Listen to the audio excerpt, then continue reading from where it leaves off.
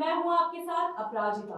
चलिए नजर डालते हैं झारखंड की एक खबर पर। आगामी लोकसभा चुनाव के मतदान नजर प्रशासन ने अपनी तैयारी युद्ध स्तर पर शुरू कर दी है। इसे लेकर उप विकास आयुक्त ने कोऑपरेटिव कॉलेज में आज से 3 दिनों का प्रशिक्षण आयोजित किया। कार्मिक कोषांग और ट्रेनिंग कोषांग के नोडल DRDA डायरेक्टर की अध्यक्षता में प्रशिक्षण कार्यक्रम का आयोजन किया गया। 27 फरवरी से शुरू यह कार्यक्रम 3 मार्च तक चलेगा। जानकारी देते हुए उप विकास आयुक्त ने कहा कि निर्वाचन आयोग के दिशा निर्देश अनुसार आगामी लोकसभा चुनाव को लेकर प्रशिक्षण कार्यक्रम की शुरुआत की जा चुकी है।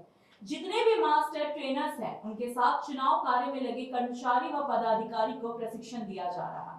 क्या ऐसा लोग अभी भी सीबीआई जांच पर ही अटके हुए हैं, कह रहे हैं कि सीबीआई से कम और मंजूर नहीं है, क्या कहेंगे?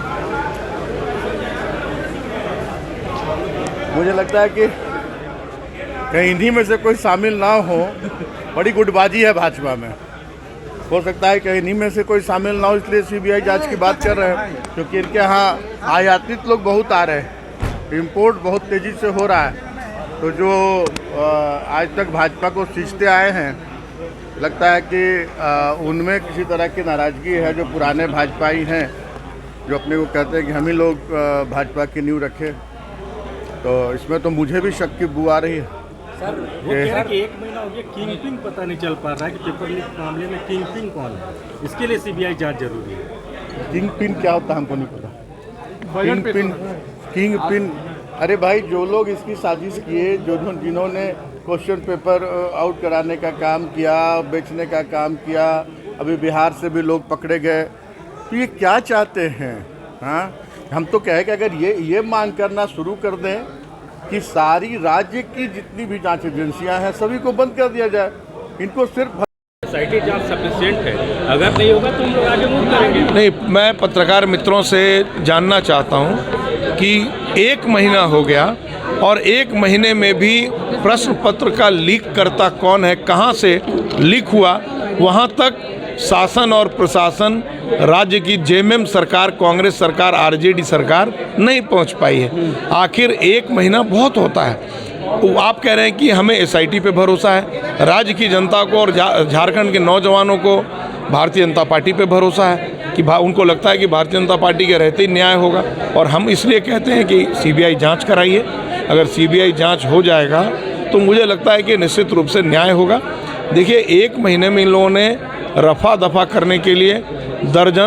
सरकार ने तो ऑर्गेनाइज तरीके से जो है पहले जेपीएससी पे घोटाला किया, और अभी ये जानते हुए दागी लोगों को जो है एजेंसी बनाया गया, जिनको कि बिहार में और कर्नाटक वगैरह में डिबार किया गया है। तो ये तो सरकार ने इसमें एक अपॉर्चुनिटी ढूंढा है पैसा कमाने के लिए, इसलिए सरकार कभी भी नहीं चाहेगी कि इसका जांच सही तरीके से हो। लेकिन हम लोग पूरा प्रयास करेंगे, पूरा दबाव सरकार पर बनाएंगे कि इस घोटाले की जांच जो है सीबीआई से कराई जाए।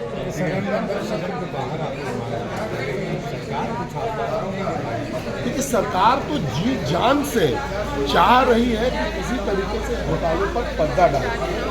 आज जो जेपीएससी में जो घोटाला हुआ, उसका सरकार ने क्या फलाफल निकाला, बहुत कर रहे हैं, क्योंकि सारे की सारी एजेंसियां ब्लैकलिस्टेड है। और एजेंसी यदि ब्लैकलिस्टेड है तो जो निविदा कमेटी थी ना, उन्होंने कैसे चयन कर लिया उन ब्लैकलिस्टेड कंपनीज का, ये अब सरकार को जवाब देना होगा। उदाहरण के तौर पर बिन्सेस, जिसने जेएसएससी जेई की परीक्षा ली, वो ब्लैकलिस्टेड है।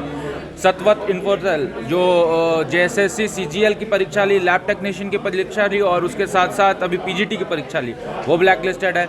इतना ही नहीं, जेपीएससी 7 से 10 जिस कंपनी ने एग्ज़ाम लिया आईसीएन, वो पटना में बिहार में ब्लैकलिस्टेड है।